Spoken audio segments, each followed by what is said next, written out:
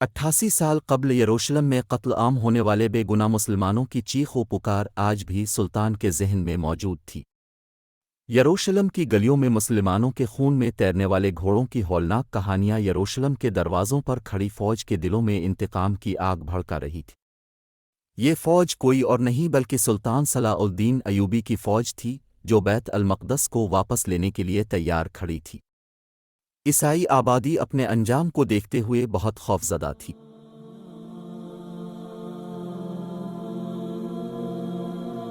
सलाउद्दीन, जिसे सलाउद्दीन यूसुफ इब्न अयूब के नाम से भी जाना जाता है, इराक के शहर तकरीत में 1137 ईस्वी में पैदा हुए।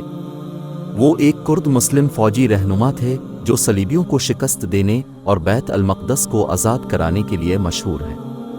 सलाउद्दीन मिस्र और शाम के पहले सुल्तान थे जिन्होंने अयूबी ख़ानदान की बुनियाद रखी। सलाउद्दीन के वालिद नजम अल-दीन अयूब मूसल के गवर्नर थे और जंगी की फ़ौज में कमांडर थे। सलाउद्दीन फ़ौजी माहौल में पले बड़े थे।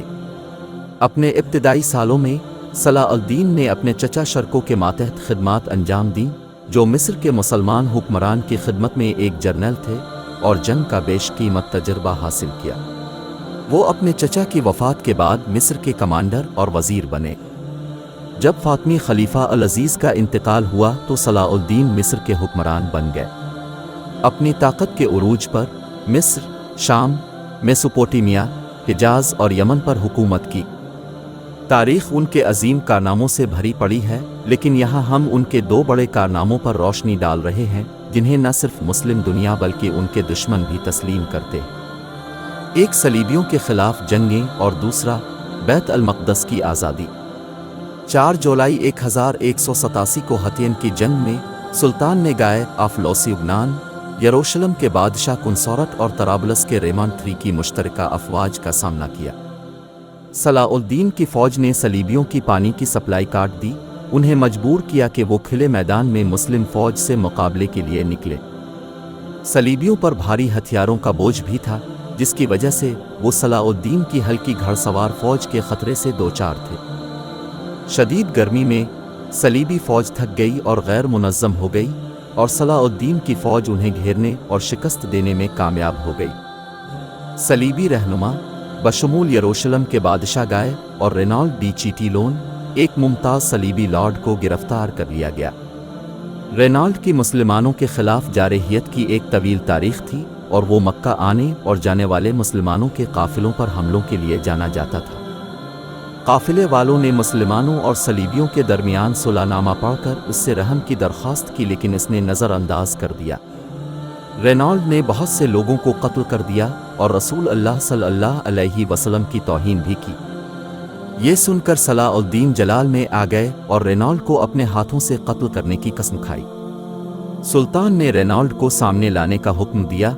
आगे बढ़े, हाथ में तलवार लेकर उसकी गर्दन और कंधे के दरमियान वार किया। जब रेनाल्ड गिरा तो सुल्तान ने इसका कटा हुआ सर यरूशलेम के बादशाह के सामने रख दिया। वो देखकर कांपने लगा। इसे खौफज़दा देखकर सलाउद्दीन ने तसल्ली बख्श लहजे में कहा, यह शख्स सिर्फ अपनी बददियानती और गुस्ताखी की वजह से मारा गया है। हतियन की जंग सलीबियों की एक बड़ी शिकस्त थी।